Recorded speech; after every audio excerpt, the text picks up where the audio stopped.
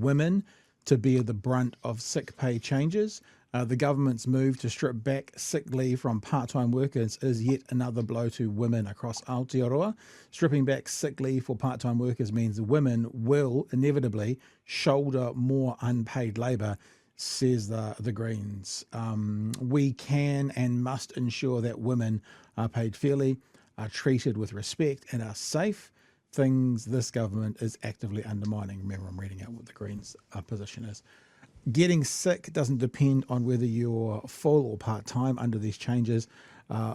Only some will be protected. Final paragraph I'll read. Part-time workers are disproportionately women, with many balancing jobs with caring responsibilities, like looking after sick children. This move means yet more unpaid work for them on top of what they are already doing to keep families and our economy going. John, any thoughts around that statement? Does that feel fair to you, what they've pulled out to start off with? Yeah, I think it does. I mean, when you look at who this is going to affect, I've talked in terms of class of worker, these people, those people. When you look at who it affects demographically, it is going to affect women more. They've got that, the boost to the leave coming back from childcare. But what the Greens are talking about is going to affect women more broadly for longer because they work disproportionately part-time. And also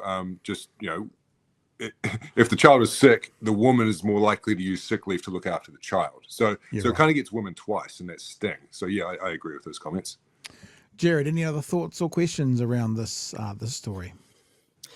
There's something slippery about the way in which I think nobody can really put their hands around what the total money lost or gained here is. And it's at the doorstep of the fact that the government doesn't sort of necessarily handle all of these individual contracts. That's what we heard said by Van Velden.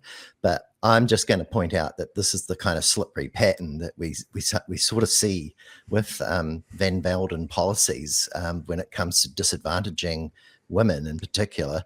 We saw this in the pay equity, the sort of the vague spaces, the places where they use the term balance and affordable and all these kind of terms. But in the actual fact, no one can quite get their hands around something concrete and say you're better off or you're not just yet.